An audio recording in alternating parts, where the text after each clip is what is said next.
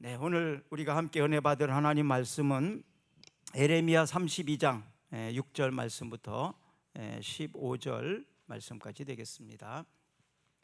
에레미야가 이르되 여호와의 말씀이 내게 임하였느니라. 이르시기를 보라, 내 숙부 살롬의 아들 하나멜이 내게 와서 말하기를 너는 아나돗에 있는 내 밭을 사라. 이 기업을 물을 권리가 내게 있느니라 하리라 하시더니, 여호와의 말씀이 이같이 나의 숙부의 아들 하나멜이 시위대 뜰 나에게 와서 이르되 청하노니 너는 베냐민의 땅 아나돗에 있는 나의 밭을 사라. 기업의 상속권이 내게 있고 물을 권리가 내게 있으니 너를 위하여 사라 하는지라. 내가 이것이 여호와의 말씀인 줄 알았으므로 내 숙부의 아들 하나멜의 아나돗에 있는 밭을 사는데 은 17세겔을 달아주되 증서를 써서 봉인하고 정인을 세우고 은을 저울에 달아주고 법과 규례대로 봉인하고 봉인하지 아니한 매매 증서를 내가 가지고 나의 숙부의 아들 하나멜과 매매 증서의 인친 증인 앞과 시위대 뜰에 앉아있는 유다 모든 사람 앞에서 그 매매 증서를 마세야의 손자 데리야의 아들 바룩에게 붙이며 그들의 앞에서 바룩에게 명령하여 이르되 만군의 여호와 이스라엘의 하나님께서 이와 같이 말씀하시기를 너는 이 증서 곧 봉인하고 봉인하지 않는 매매 증서를 가지고 토기에 담아 오랫동안 보존하게 하라. 만군의 여호와 이스라엘의 하나님께서 이와 같이 말씀하시니라. 아멘. 사람이 이 땅에서 집과 밭과 포도원을 다시 사게 되리라 하셨다 하니라. 아멘. 감사합니다. 에레미야는 유다의 위기 앞에서 예루살렘의 멸망을 예언하다가 아무래도 안 좋은 것을 말하는 사람을 좋아할 수는 없습니다. 특히 예루살렘을 멸망을 예언하니까 얼마나 이게 슬픈 일입니까? 그래서 결국 시위대에게 붙잡혀서 교도소에 감금을 당하게 됩니다. 그런데 고향 땅에 살고 있는 아나돈 그 사촌입니다. 하나멜이 감옥으로 찾아왔어요. 감옥에 찾아와서 에레미야에게 자기의 밭을 사라고 말합니다. 이 하나멜은 계산에 굉장히 밝고 현실에 민감한 철저히 현실주의자입니다. 현실주의자입니다. 그러니까 예루살렘이 멸망하면 땅을 가지고 있으면 뭔 소용이 있겠어요. 그러니까 얼른 땅을 팔아서 현금화 해야 되는 그런 생각을 가지고 감옥에 있는 에레미야에게 찾아와서 땅을 사라고 말합니다. 그러면 감옥에 있는 에레미야가 지금 감옥에서 죽을지 살지도 모르는데 부동산을 산다? 이건 상식적으로 이해가 되지 않는 그런 이야기입니다. 더군다나 지금 바벨론 군대가 예루살렘을 포위하고 있는 상황입니다. 그때 부동산을 가지고 무슨 소용이 있겠어요? 더군다나 감옥에 있는 사람이. 그런데 하나님께서 예레미야에게 그 밭을 사라고 말씀하십니다. 상식적으로, 이치적으로, 논리적으로 맞지 않는 얘기지만 하나님의 말씀을 따라서 부동산을 삽니다. 그리고 매매 증서를 교환을 합니다. 에레미야 32장 15절 한번 읽어볼까요? 만군의 여호와 이스라엘의 하나님께서 이와 같이 말씀하시니라. 사람이 이 땅에서 집과 밭과 포도원을 다시 사게 되리라 하셨다 하니라. 네, 이것은 앞으로 이루어질 일을 에레미야에게 말씀해 주신 내용이에요. 그러면 이것을 믿는다면 살 수 있어요. 믿지 않는다면 사지 않아야 됩니다. 에레미야는 하나님의 약속의 말씀을 믿기 때문에 자기의 모든 현금을 털어서 그 하나멜의 땅을, 부동산을 삽니다. 하나님의 약속을 바라보는 사람은 바로 이런 차이가 있어요. 어떤 사람은 팔지만 어떤 사람은 사더라. 저는 하나님의 약속의 말씀을 철저히 믿는 사람입니다. 그래서 하나님의 약속의 말씀이 있을 때 저는 움직이죠.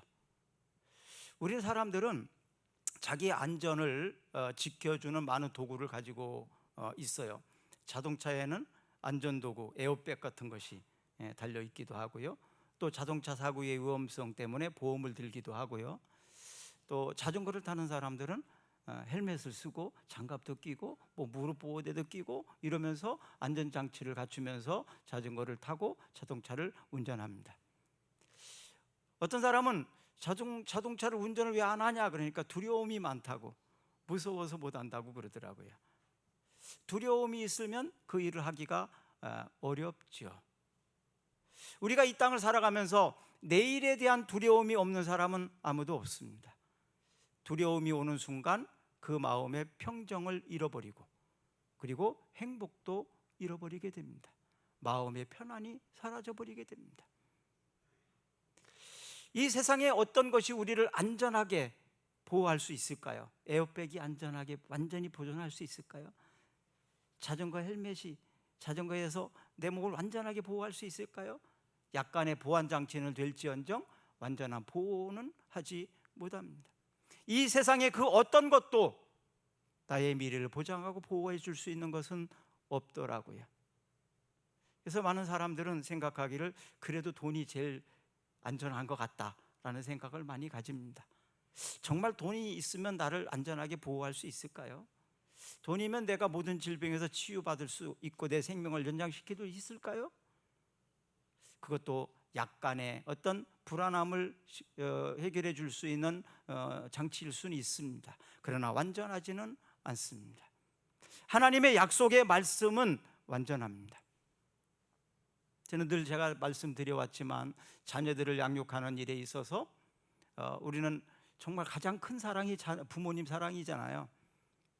또 그 자녀들을 내 노후를 책임지게 해야 된다고 생각을 하는 사람들도 있는데 그러면 자녀들은 불행해지게 돼요. 그래서 우리는 자녀에게도 노후를 책임지게 하지 말고 국가도 교회도 좀 그 어떤 것도 우리의 미래의 보장 장치는 아니다. 그렇다면 내 미래의 보장은 무엇일까? 저는 하나님의 약속의 말씀이라고 믿습니다. 그리고 그 하나님의 약속의 말씀은 지금까지 나를 그렇게 인도해 왔고 앞으로도 그렇게 될 줄로 저는 믿습니다. 부모님들은 자녀를 위해서 많이 기도해 주셔야 됩니다. 성장하면 기도 안 해도 될 것 같지만 아니에요. 더 기도할 일이 많아지게 됩니다. 기도하는 어머니, 기도하는 아버지가 되기를 축복합니다. 그것이 자녀들에게는 최고의 안전장치입니다. 저희 어머니가 살아계실 때 기도를 참 많이 하시는 분이었어요. 40일 금식 기도를 음식 다 해주면서 기도원 가서 하는 것이 아니라 3번 정도 하실 정도로 매일 하루도 빼놓지 않고 기도하시는 어머니였습니다. 그 어머니의 기도 덕분에 저는 성장할 수 있었고 지금 제가 될 수도 있었습니다. 어머니의 기도, 아버지의 기도는 굉장히 중요하고 큰 것이고 가장 안전한 것입니다. 기도하는 어머니, 아버지가 되기를 축복합니다. 여러분들의 자녀는 여러분들의 기도에 달려있다는 사실을 믿으시기를 바랍니다. 그 기도는 하나님의 약속에 근거되어 있기 때문에 하나님은 그 약속에 기도를 듣지 않을 수가 없는 거예요. 그래서 약속된 하나님의 말씀을 붙잡고 기도하는 거예요. 성경 말씀에 근거해서. 그러면 하나님도 꼼짝 못하시고 들어주실 수밖에 없는 거죠. 천국은 마치, 이것은 예수님의 천국에 대한 약속, 그것을 비유로 말씀하는데요. 마태복음 13장 44절 한번 읽어볼까요?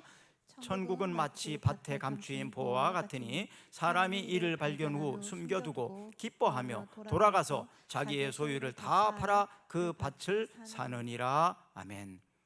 천국은 장소의 개념일 수도 있고 통치의 개념일 수도 있습니다. 뭐 양쪽 다 있으니까요. 우리의 마음이 천국이 될 수 있어요. 우리 마음이 예수님이 내 안에서 나를 다스려 주시면 천국이 되는 것입니다.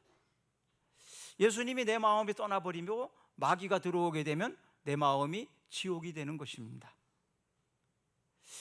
예수님께서 우리 가정에 집에 들어오셔서 우리 가정을 지켜주시면 집이 천국이 되는 겁니다.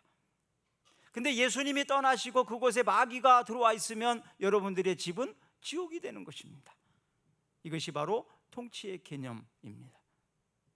천국은 매우 중요하고 좋은 곳이에요. 여러분들의 마음이 천국이 되기를 바랍니다. 여러분들의 집이 천국이 되기를 축복합니다. 아멘.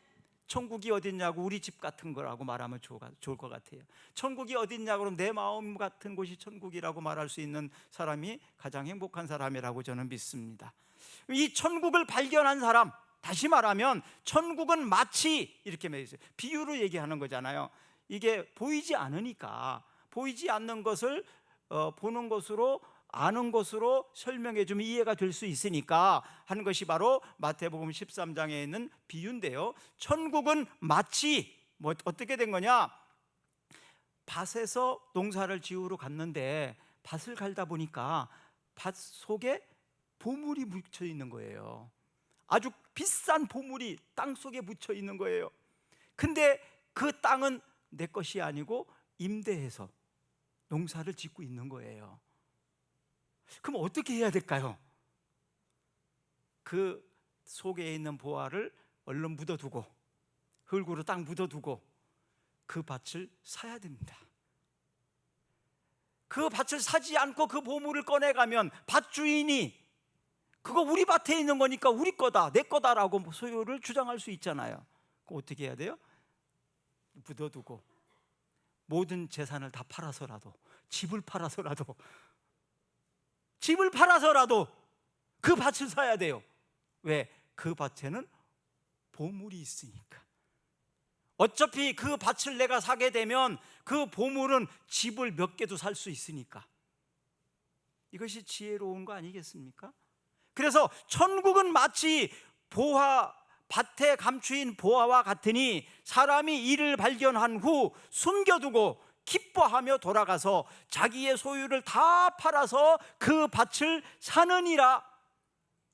당연한 거죠. 당연한 거죠. 이것이 바로 천국입니다.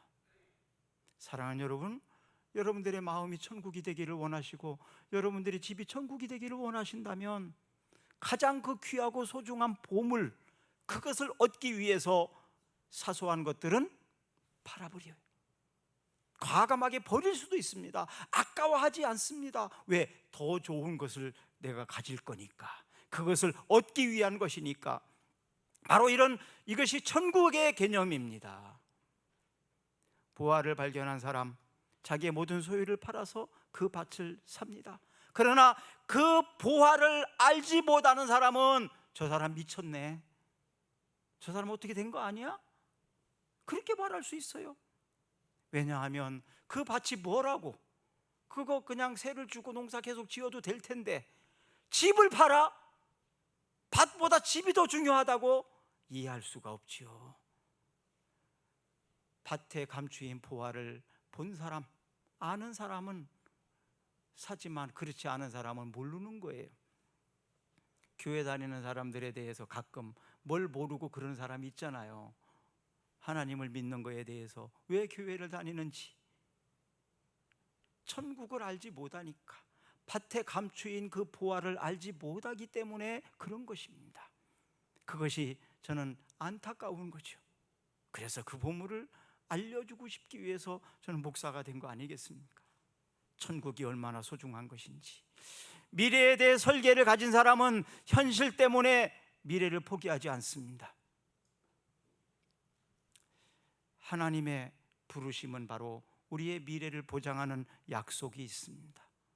그래서 하나님이 부르신 사람들에 대해서 하나님도 후회가 없으시고 하나님의 부르심에 응답한 믿음의 사람도 후회가 없습니다. 그래서 이 세상에서 가장 잘한 것이 있다면 예수 믿은 것이라고 저는 말할 수 있어요. 그것보다 더 중요한 것이 없다고 믿습니다. 하나님의 부르심에 후회가 없으니까요. 민수기 23장 19절 한번 읽어봅니다. 하나님은 사람이 아니시니 거짓말을 하지 않으시고 인생이 아니시니 후회가 없으시도다. 어찌 그 말씀하신 바를 행하지 않으시며 하신 말씀을 실행하지 않으시랴. 하나님은 사람이 아니시니 거짓말을 하지 않으시고 인생이 아니시니 후회가 없으시도다. 사람은 고의적으로 거짓말할 수도 있고요, 본의 아니게 거짓말을 할 수도 있습니다. 또 인생이 않으시니 후회가 없으시도다. 사람이 살아가면서 후회가 없는 사람은 한 명도 없습니다. 그때 이렇게 할 걸, 이런 아쉬움과 후회가 한두 가지씩 다 있습니다. 그래서 가장 지혜로운 사람은 그 아쉬움과 후회가 없이 사는 거예요.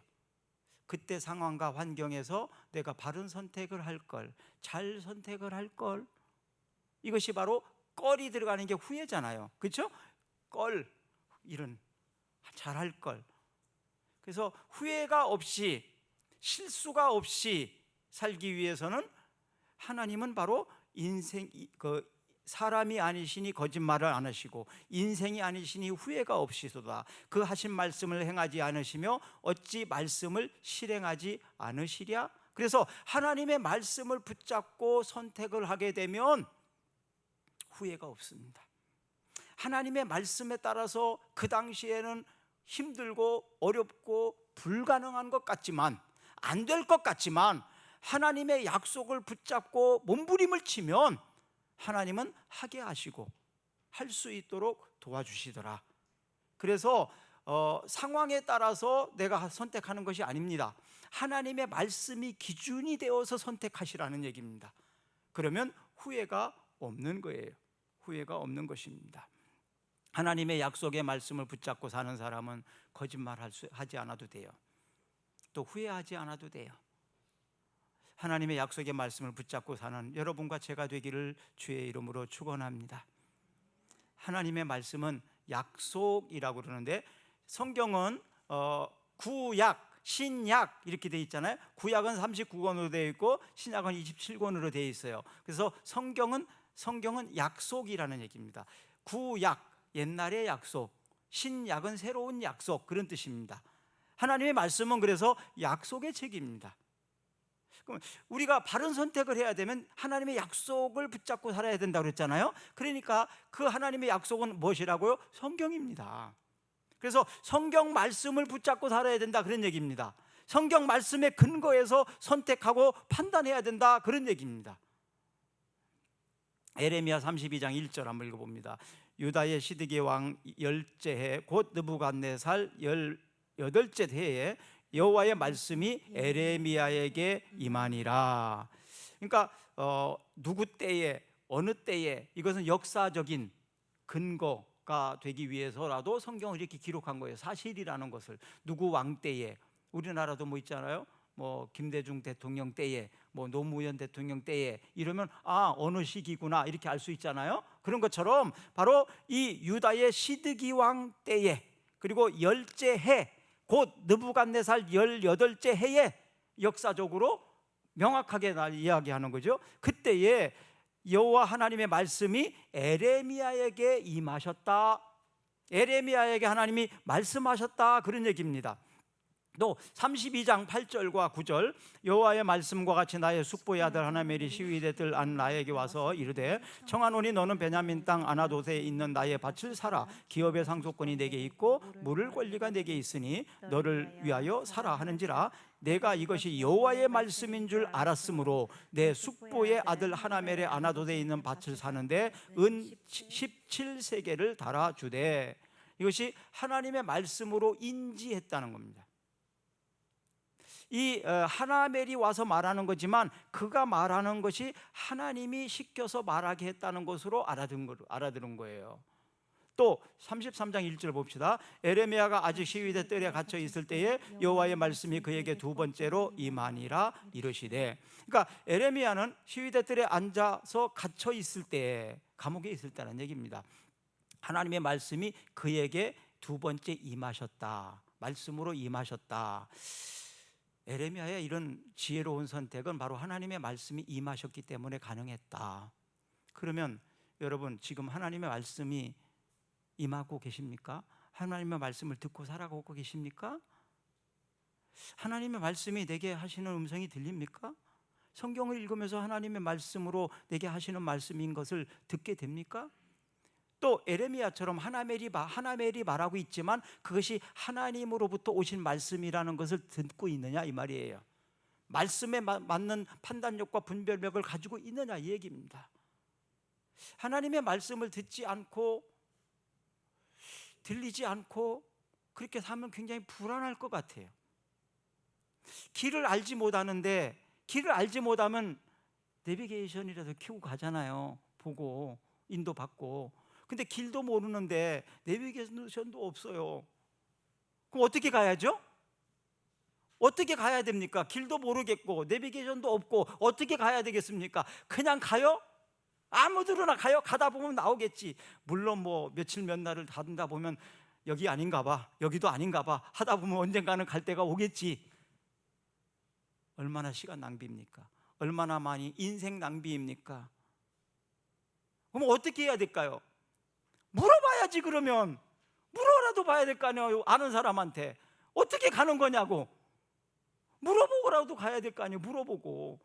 누구한테 물어봐야 돼요? 길을 아는 사람한테 물어봐야지. 길도 모르는 사람한테 물어보면 안 되겠죠. 아는 사람에게 물어봐야죠.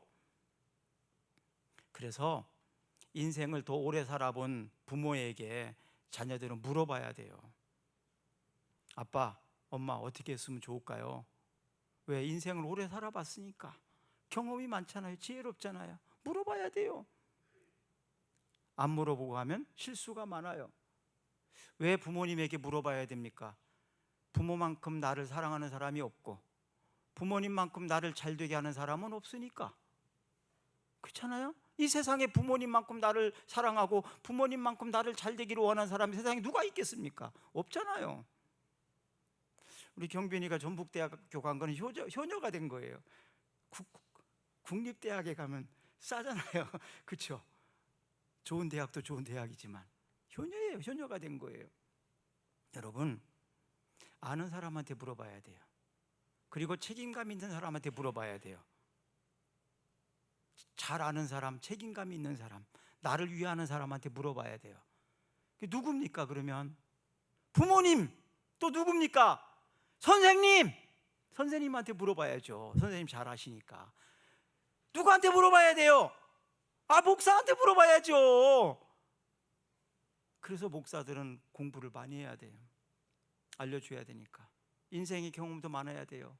아는 것도 많아야 돼요. 특별히 하나님의 말씀에 대해서 모르면 가르쳐 줄 수가 없어요. 목사가 다 아는 거 아니니까. 그래서 하나님 앞에 물어보고 나도 하나님이 가르쳐 주는 대로 가르쳐 줄 수밖에 없는 거 아니에요. 하나님의 말씀을 정말 붙잡고 사는 사람은 그래서 그게 중요하다 이 말입니다. 역사적으로 가장 어려웠던 시기가 언제인지 아십니까? 우리나라 같은 경우 뭐 일제시대나 한국전쟁시대나 이런 데라고 볼 수 있겠죠. 성경에서 역사적으로 가장 어두운 시대가 언제인지 아십니까? 구약, 신약이 있다고 했는데 구약 성경과 신약 성경 사이에 있는 약 400년. 구약에 39권 성경이 쓰여졌잖아요. 신약에 27권의 성경이 쓰여졌잖아요. 그 사이가 400년이에요. 약 400년. 이 말은 무슨 얘기냐 하면 이 400년 동안 하나님이 말씀 안 하셨다 그 얘기입니다. 이 400년 동안 하나님께서 선지자도 안 보내신 거예요. 이 400년 동안 지도자가 없었던 거예요. 그래서 가장 암울하고 어두웠던 시기는 하나님의 말씀이 없었던 시기, 하나님이 선지자를 세우고 선지자를 통해서 말씀하시지 않았던 시기가 가장 어두웠던 시기입니다.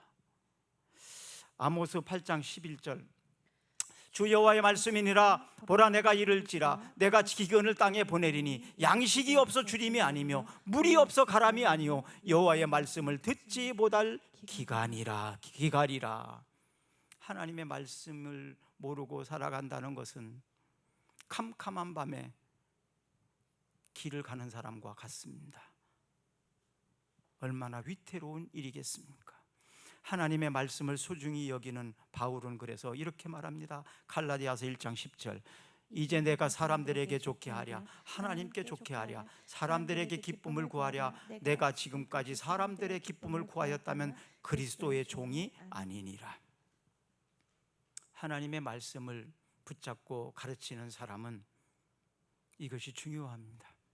내가 사람을 좋게 하랴 하나님을 좋게 하랴 내가 사람의 말을 들으랴 하나님의 말씀을 들으랴 내가 사람의 기쁨을 구하랴, 내가 하나님의 기쁨을 구하랴. 사람들의 인기나 사람들의 칭찬이나 사람들로부터 인정받는 것이나 이것에 매이게 되면 하나님의 말씀이 단절됩니다. 그렇다면 이것은 사람의 종이지 하나님의 종이 아니라는 얘기입니다. 어쩌면 오늘날은 이런 지도자의 부재 속에서 살고 있습니다. 지도자들이 세상의 것을 자꾸 바라보고 구하고 의지하다 보니 하나님만을 전적으로 의지하지 못하고 하나님 말씀을 구하지 못하는 거지요. 그것은 지도자의 부재는 결국 모든 백성들과 교인들의 불행이 되는 것입니다. 그래서 바울은 바로 내가 하나님의 종이지 사람의 종이 되지 않기를 원한다. 모든 사람은 내일에 대한 걱정과 두려움이 있습니다. 에레미야도 내일의 걱정 때문에 걱정 안 할 수 없지요. 그렇지만 하나님의 말씀을 붙잡고 결정을 하고 선택을 했습니다. 성경은 이렇게 말합니다. 마태복음 6장에 보시면 33절 34절 읽습니다. 그런즉 너희는 먼저 그의 나라와 그의 의를 구하라. 그리하면 이 모든 것을 너희에게 더하시리라. 그러므로 내일 일을 위하여 염려하지 말라. 내일 일은 내일이 염려할 것이요 한 날의 괴로움은 그 날에 족하리라. 사실 우리 모든 사람들에게는 두려움이 없을 수가 없습니다. 두려움이 있습니다. 근데 제가 그 모든 저도 있지요. 그러나 두려움을 극복하는 비결은 저의 두려움을 극복하는 비결은 뭐냐 하면 하나님이 붙이신다. 하나님이 책임지신다. 하나님이 인도하신다는 것입니다. 사람들이 도와주지 않으면 하나님이 도와주신다. 저는 그것을 믿는 사람이에요. 지금까지 그렇게 믿고 살아왔습니다. 자녀가 용돈을 안 주면 하나님 주십니다. 자녀가 용돈 안 주면 하나님 주신다. 국가가 나를 책임져 주지 않으면 하나님 나 책임져 주신다. 교회도 저는 마찬가지라고 봅니다. 하나님 책임져 주십니다. 그런데 재밌는 사실을 뭔지 아십니까? 성경에 이런 얘기가 있어요. 선지자를 대접하는 선지자의 상을 주신다. 아, 그렇구나. 제가 원래 다른 사람에게 도움받는 걸 굉장히 싫어하는 사람 중에 하나예요. 다른 사람이 뭘 좀 해주면 저는 굉장히 싫어하는 사람 중에 하나였어요. 내가 주면 좋지 받는 걸 굉장히 싫어하는, 그게 나중에 교만인 걸 알았어요. 내가 참 교만한 사람이구나. 왜 너만 줘야 되니? 왜 너만 칭찬받아야 되니? 이런 얘기죠. 받을 줄도 알아야 되더라고요. 물론 받기만 해서는 안 되겠지요. 그런데 받으면서 축복합니다. 하나님, 저 사람이 나를 왜 주겠습니까? 목사니까 대접한 거지. 주의 종이니까 대접한 거지. 그럼 하나님이 갚아주셔야 됩니다. 하나님이 축복해 주세요. 저 그런 기도를 합니다. 그래서 실질적으로 성경 말씀이 이루어지더라고요.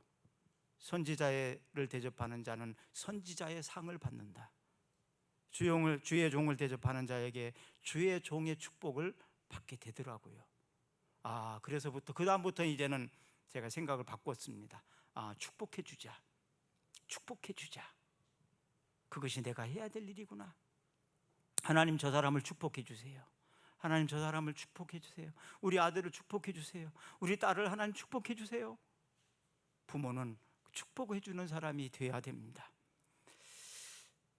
스피노자가 이런 말을 했잖아요. 내일 세계에 종말이 올지라도 나는 한 그루의 나무, 사과나무를 심겠다. 그죠? 스피노자가 맞죠? 네. 믿음은 항상 미래지향적입니다. 과거를 붙잡고 사는 사람과 미래를 바라보는 사람의 차이가 있어요.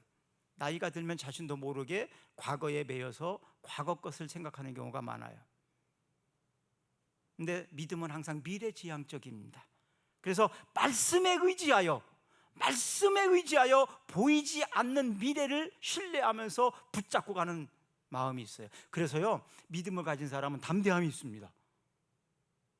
담대합니다. 용기가 있습니다. 혹시 여러분 자녀 중에서 막 소심하고 담력도 없고 막 그런 사람이 있어요? 막 뭘 보면 무서워하고 뭘 도전하려고 할 때도 막 겁나서 도전도 못하고. 옛날에는 우리 그런 거 있어요. 옛날 얘기 보면 귀신 얘기 많이 했잖아요. 옛날 얘기. 그러면 무서워서 그런 얘기도 하면 막 숨고 품으로 들어가고 막 그러잖아요. 저도 무서움이 많이 있는 사람 중에 하나였어요. 완벽하지 않으면, 완전하지 않으면 안 믿는 사람이었으니까. 두려움이 많았던 사람입니다. 근데 언제부터 그 두려움이 사라졌느냐 하면 하나님의 말씀을 읽을 때부터였어요. 내가 너와 함께 하리라. 내가 너를 붙들리라. 내가 너를 도와주리라. 두려워하지 말라. 놀라지 말라. 내가 너와 함께 한다. 그 다음부터 두려움이 없어지더라고요. 하나님이 나와 함께 하는데 왜 두렵습니까? 뭐가 겁납니까? 여러분, 말씀에 의지하면 두려움이 사라지게 됩니다. 도전할 수 있는 용기도 생기게 됩니다.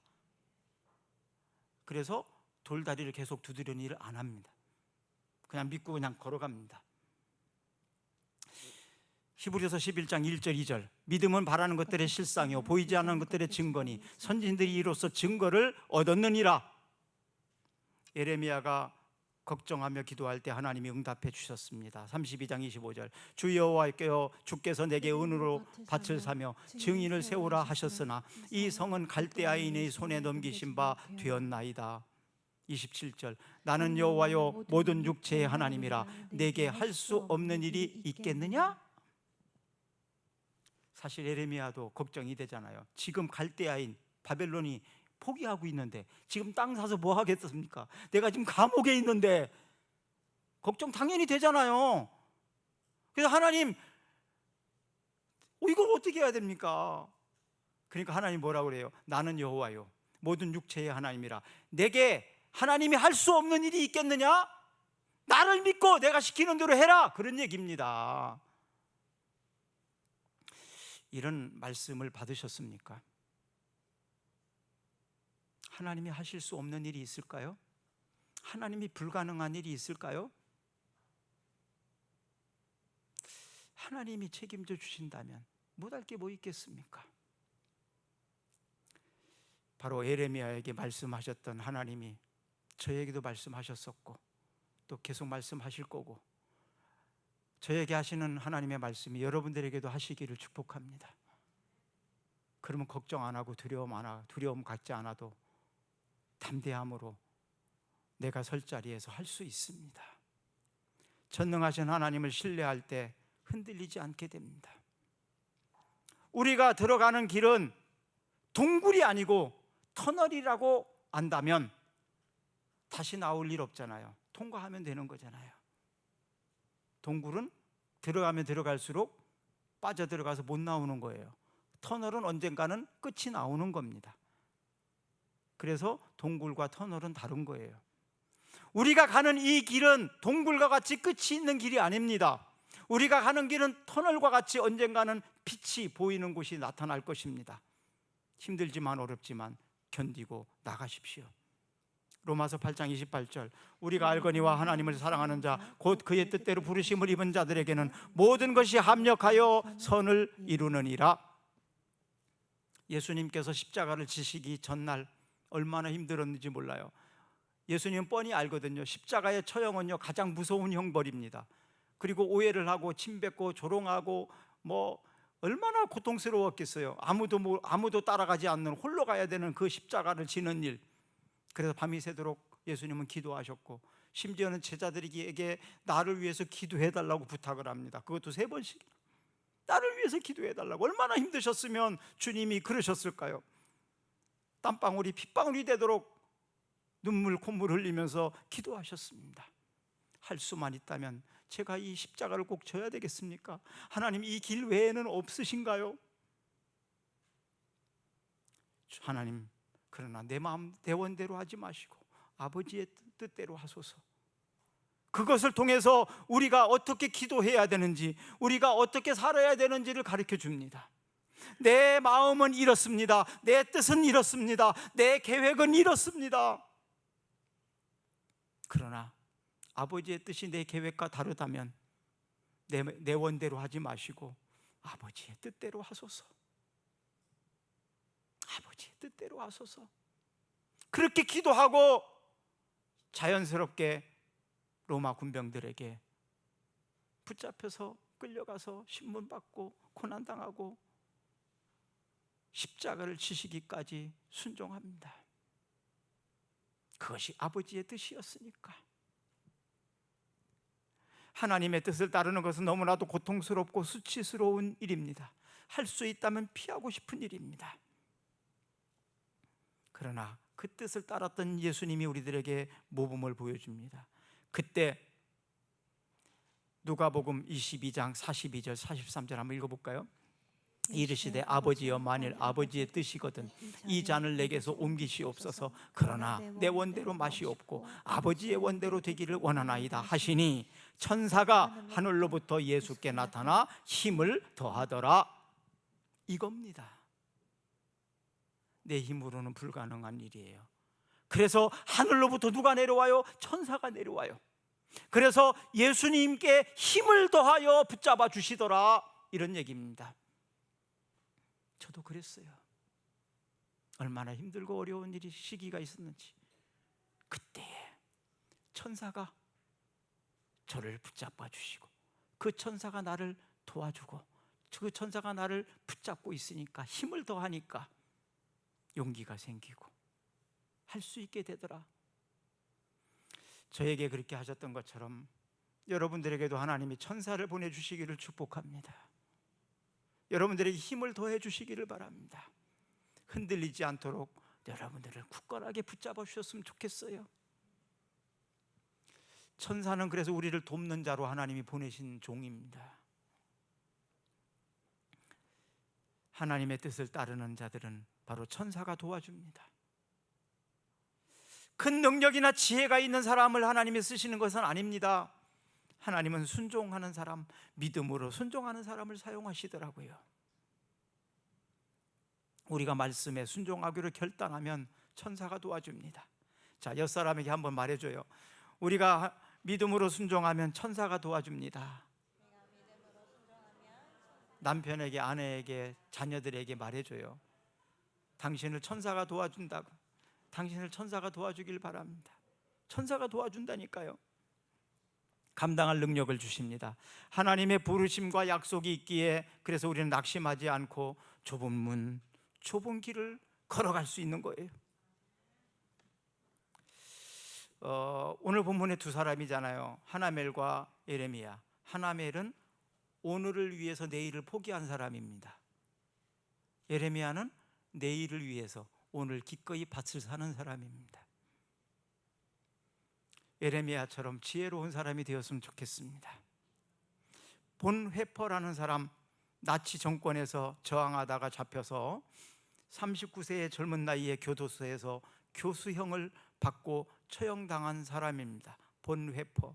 이 본회퍼는 신학대학을 가면 다 공부하는 사람이에요. 본회퍼의 신학, 본회퍼의 막 굉장히 이거 막 본회퍼 얼마나 많이 얘기하는지 몰라요. 39살의 젊은 나이에 교도소에서 교수형을 처하고 처형을 당한 그런 사람. 1944년 12월 19일 감옥에서 이제 그는 죽음을 앞두고 있는 상황입니다. 자기의 약혼자에게 편지를 써서 보냅니다. 그 편지 시의 제목은 선한 능력으로입니다. 1945년 약 1년 후에 1944년 12월 19일 날 했으니까 1945년 1년도 안 되네요. 그죠? 불과 몇 달이네요. 4월 9일 날 처형을 당했어요. 한 5개월 만에 처형을 당한 거예요. 그는 이 시 한 편으로 엄청나게 많은 사람들에게 울림을 줍니다. 선한 능력으로. 우리 다 찬양단 나오세요. 이 찬양을 다 같이 일어나서 했으면 좋겠습니다. 우리 다 같이 한번 일어나셔서 찬양하면서 약속을 믿고 우리도 순종하겠다고. 그 순간 여러분들의 마음과 여러분들의 가정에 평안이 임하게 될 것입니다. 하나님의 약속을 붙잡고 일어서시기를 축원합니다. 선한 능력으로.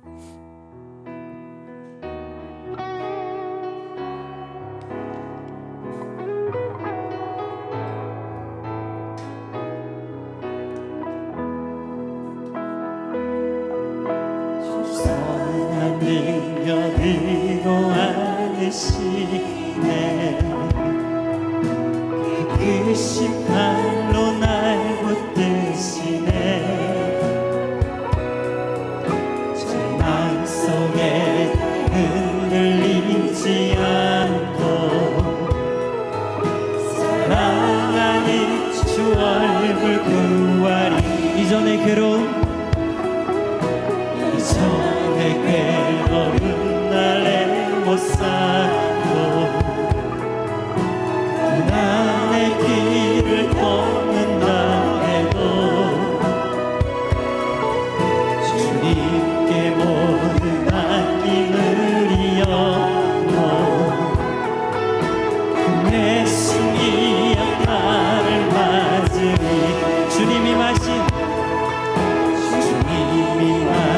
고난의 쓴 잔을 우리도 감사하며